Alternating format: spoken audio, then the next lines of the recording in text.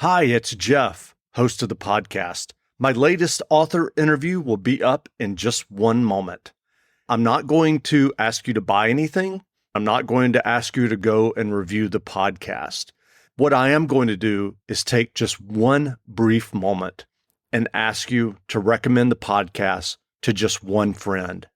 If you're a writer, or if you're someone who just loves books and you love this podcast and the interviews that I do, all that I ask is that you recommend the podcast to just one friend. Thanks a lot. Welcome back to the Reading and Writing Podcast. My guest today is Jane Shemilt, author of the new book, The Patient. Jane, welcome to the podcast. Thank you. Well, if someone listening hasn't yet heard about your novel, The Patient, how would you describe the novel? Well, it's a story about an affluent, middle-aged GP who lives in a country town, a market town called Salisbury in the south of England. And she has a very routine life. She's very respected in her community. She's married. She has a child. She has all those things that you think people need and want for a respectable kind of life. But one day she meets a patient in her surgery. And as a result of this meeting that's prolonged, she finds herself having an electrifying affair, breaking really every rule in the book. This has unforeseen and disastrous consequences, culminating in murder.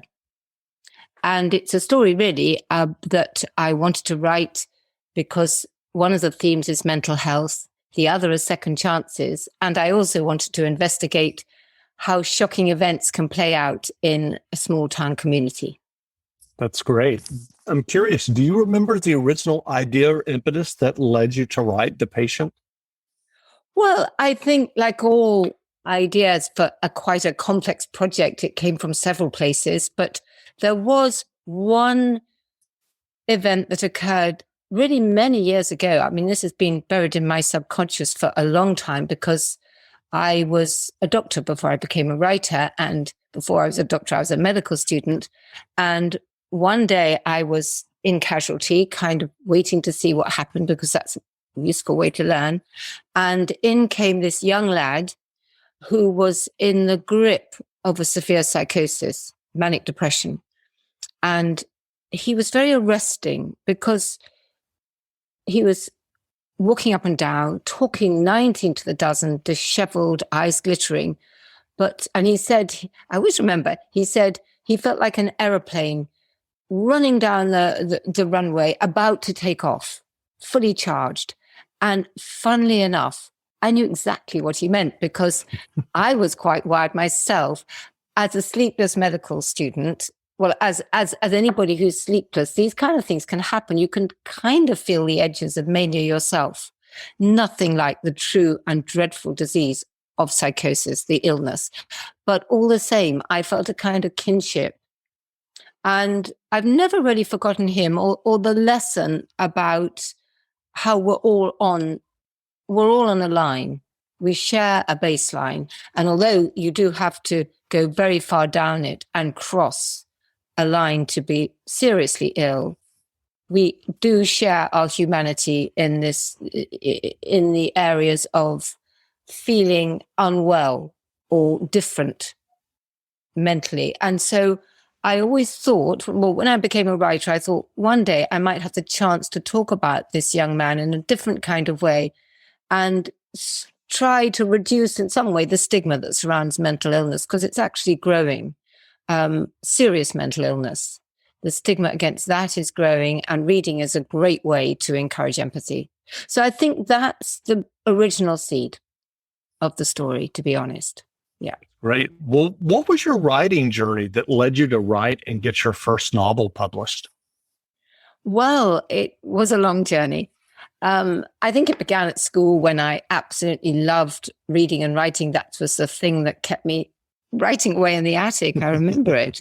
I just used to spend my weekends doing that very nerdily for the pleasure of having the work read out and so forth. And then in my gap year, well, it wasn't a gap year back then, it was called voluntary service overseas. I went off to what was then Rhodesia, in the Highlands, in the Eastern Highlands, very beautiful, very remote, and joined a sort of missionary where there was one doctor, and it was obvious there wasn't enough doctors to go round. And I thought, well, I'll go away, train, and come back. And I came from a medical family too, so that pressure was there a bit.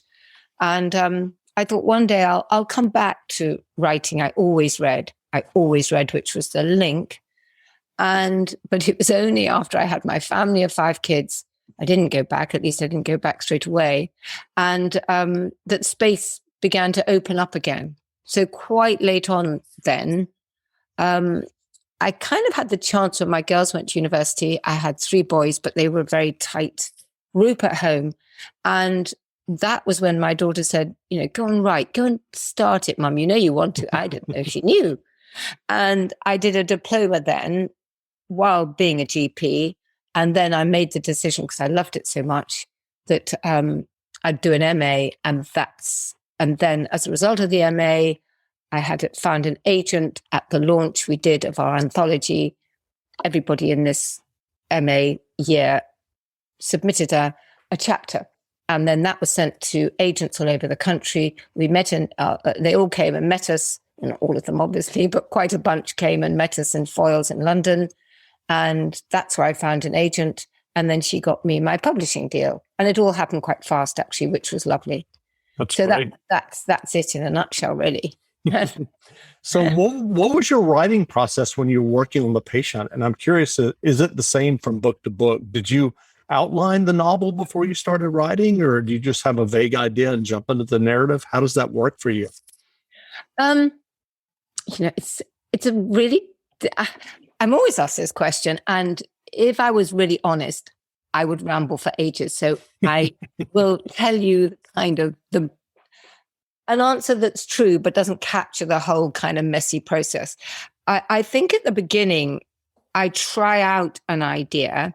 It's sort of roaming around in my head. And then I do a mind map by hand on a piece of paper with the idea, the central idea or character, and little lines off like a sort of spider diagram of all the things that I could bring into this story.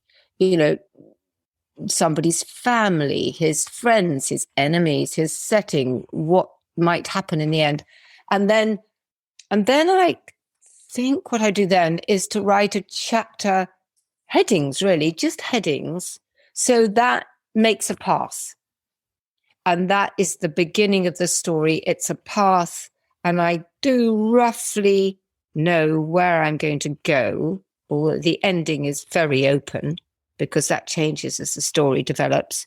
And, like all paths you go down, you, if you have time, you give yourself permission to wander off.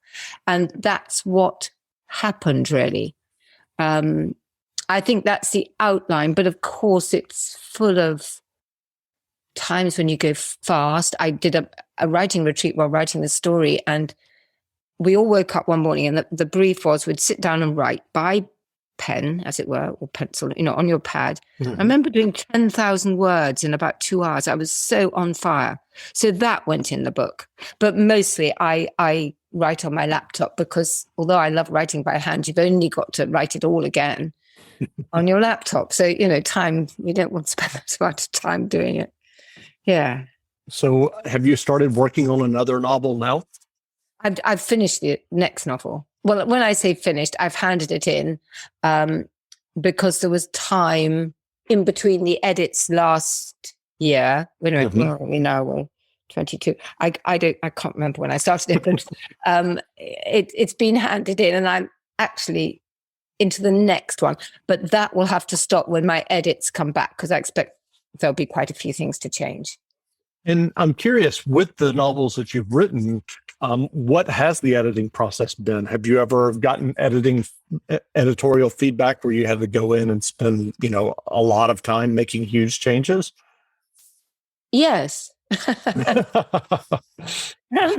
mean, it depends a bit on, the novel and the editor. I mean, my first book, which actually did quite well, I spent some time with my I was with my agent before we got a deal. And I remember my agent's assistant actually read it, and he put a red line through most of my cherished first chapter. And I'll never forget what that felt like. And then another book. Yeah, I remember I had something like 14 pages of edits. And honestly, I felt as though I'd been felled by a cricket bat. I thought, how am I going to do this? And then you kind of pick yourself up. And one of the advantages of doing the MA is that you learn that that usually if you pay attention to edits, it makes your story stronger. So although at the beginning it can be something to get your head round, usually if you do it, and of course you're bringing your own creativity to the process, nobody's going to tell you exactly how to make the changes that they suggest. And so you're bringing your own idea. So you make it your own. But honestly, usually if you do most of the edits, the story gets stronger, or most of the, and sometimes it just means cutting things out. Sure. And that's okay, that's okay. This week on RVER, sponsored by Progressive Insurance. Hey, Chief, we got a damaged RV on its way to the OR. Well, that sounds like a job for the new head of RV surgery. Wait, are you promoting me? Congrats, Martinez. Doctor, that RV's flatlining. Well, that sounds like a job for the new head of nursing. So you're just promoting everyone now? Yeah, kind of looks that way, doesn't it? When your RV really needs saving, Progressive has you covered. See if you could save with a leader in RV insurance. Progressive Casualty Insurance Company and affiliates, covered subject to policy terms. And what was your MA experience like? Oh, God, it was wonderful. It was absolutely, it was really like going to heaven. I mean, it was bliss. After a career in medicine, and I did arts A-levels. I'm really, much more literary than scientific, but I loved being a doctor because, seeing patients is all about stories, but then it's also all about control of hypertension and protocols for renal disease. And I couldn't believe it. Suddenly you were in this room with people and you were allowed to talk about books and writing and structure and the importance of place, those kind of things, and editing.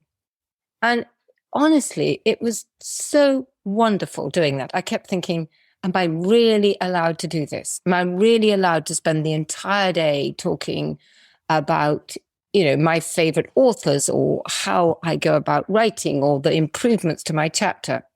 And we had really good published authors as our tutors.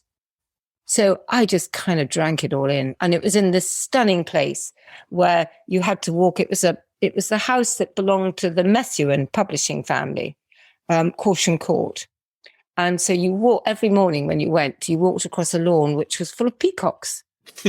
And they would make their extraordinary otherworldly noises throughout the day. So my memory rings of the noise of peacock calls. Oh, it was just wonderful. Yeah. That's great. Well, what writing advice would you offer for those who are working on their own stories and novels? I think that's a tricky one because, I'm not sure I would presume to give advice really, because everybody has their own different methods and you don't want to destabilize that. But I mean, I suppose the kind of usual ones are that it's much harder than you think it's going to be. Sorry, I don't know if that's a good thing or not. But I always remember my mum saying when I went off to have a baby, it's much worse than you think. Everybody has this sort of clue that it's a wonderful experience, but it's actually not. And I think it's quite important as a writer to know that really there's not a lot of inspiration that goes on. If you wait for inspiration, you wait a long time. And I think that's quite a good thing to know because it means it's not magic. It means it's not beyond your reach. If you work very hard, I think if you read a lot and if you're prepared to honestly work hard and not give up, because there's an awful lot of times that it's very tempting to give up and nobody's there. You don't have to go and sit down at 9 or 8 or 7 in the morning or whenever you start, and nobody watches how long you have off for lunch. So it's very, you could just not do it or do it a little bit. So that is a lesson. And the other thing I'd say is that publishing is a business. And, it's not, it's done by people who love books, but it's also a business. And so books are big business, and that's quite useful to know too. Sure. Well, what novels or nonfiction books have you read recently that you enjoyed? Nonfiction. Or novels? Or novels. Oh, gosh, I meant to prepare for this because this is an awful place that suddenly you can't remember. Let me have a look at my bookcase, which is right behind it. Beautiful. Sure. Sorry you can't see it. It's one of the prides of my life. Well, I read The High House by Jessie Greengrass, which I loved, which is a kind of a novel about the end of the world, really, and about tides rising and climate change. I read The Lamplighters, Jessie Stoneck. I tell you what's a wonderful book is Assembly by Natasha Brown. That is just a brilliant book. And so is Lester by, who was that by? Was it Raven Milani? I can't remember, but that's wonderful. I've just gone back to read The Essex Serpent because that's being televised at the moment. And that is just by Sarah Perry. Is that right? Yeah. That's excellent. I'd forgotten how good it was. That, often it's very different from the television, which is very good. And that reminds me about The English Patient, which is one of my absolute all-time favorites, Michael Ondaatje, which also was a wonderful film, but an even better book, I think. That's great. Well, where can people find you online if they'd like to learn more about you and your novels? Well, I'm on Twitter and I've got a website. Gosh, you're going to ask me what my things are now, and I don't think I know. I think I'm Jane Shemilt on Twitter, @Jane Shemilt. I'm on Instagram, Jane Shemilt, I think. And I've got a website, which is on my Twitter page. Yeah. Yeah. That's great. Well, again, we've been speaking with Jane Shemilt, author of the new novel, The Patient. The novel is available now, so go buy a copy. And Jane, thanks for doing this interview. Oh, it's at the end. Well, I've really enjoyed it. My lawyer advised me to write everything down from the beginning. But it didn't have a beginning. Not like that. I'd been walking towards this for years. If I had to pick a time, I'd go back to the moment I parked my car in the almost empty car park 5 months ago. I needn't have done that. I could have gone straight home. I nearly did. Up to that point, the gods could have swerved me from my path, and I'd be at home with my husband now, instead of sitting in a brightly lit custody cell on my own. The lights in the health centre reception were still on, which was strange at 8 in the evening. Carol must be working late, waiting for me to return the medical notes after my weekly visit to Sarum Nursing Home. I had several bundles, lifetimes of problems and investigations, letters and results squashed untidily into pale brown cardboard envelopes. We kept those bundles for visits because they were portable and we were used to them. A link with the past when doctors had more time. Roger Morris, the senior partner, liked them. The writing itself was a clue for other doctors, he said. A scrawled exclamation mark spoke volumes. I almost didn't return them. Nathan would be at home. He might have started supper. We'd agreed to make an effort. I'd promised to play my part. But the notes belonged in the practice, and if I took them home, I'd be breaking a rule. Back then, I was still a good girl, as Nathan would say, or at least I went by the rules. It would take just a few minutes to dump them in the tray. I indicated right into the car park and drove through the gates. I'd leave straight afterwards, drive home through Salisbury's quiet streets, and then the quieter ones of the Cathedral Close, and still be back in time for supper. We'd watch the 10 o'clock news, and one of us would take the dog for a last walk. Nathan would check the doors were locked, and then we'd go to bed. We wouldn't have sex. Sex was rare these days. Nathan was preoccupied, and the truth was, I didn't want to make love. I couldn't remember when we last had, but I remembered the soreness, hormones, or the lack of them, lack of desire too. Sweating could overtake me at night. Headaches as well, piercing sometimes. Tiredness, mine and Nathan's. It was both our busy lives, And no one's fault. We were close enough, or so I thought. Sex didn't really matter. It didn't have to affect anything, though I see now that it did. It affected everything. Our bedside lights fell separately on the pillows. The room was quiet apart from the rustling as we turned the pages of our books. It was a measured life, safe, calm, enviable. After 10 minutes, Nathan would put his book down, switch off his light, turn away and fall asleep. I'd lie awake, sometimes for hours, as the cathedral bells tolled each quarter hour. I'd think about Lizzie and my patients and the list of things I had to do the next day, results and visits, letters and meetings, patients to contact, until my heart was beating fast and the lists became muddled. I'd get up to make a cup of tea and then back to bed again. I'd listen to the cars that passed and watch the watery lozenges of light slide across the ceiling and disappear. Soothing, mysterious, companionable. Carol's Kia was in the surgery car park next to Debbie's Ford. There was a red Mercedes, too, parked across 2 spaces, the roof down, in February. Someone who had tickets to whatever was showing at Salisbury Playhouse, probably. Out to impress a date and too late to find parking. Had there been another car, parked at the far corner, where the overhanging trees make the tarmac slimy with rotten leaves? There might have been. I didn't notice. It was dark by then, darker under the branches. I glanced at my reflection in the gleaming metal of the Mercedes, lit by the lights from the surgery. A small, forward-slanting figure with wind-blown hair. It was lucky it was too late to encounter patients. My escape would be swift.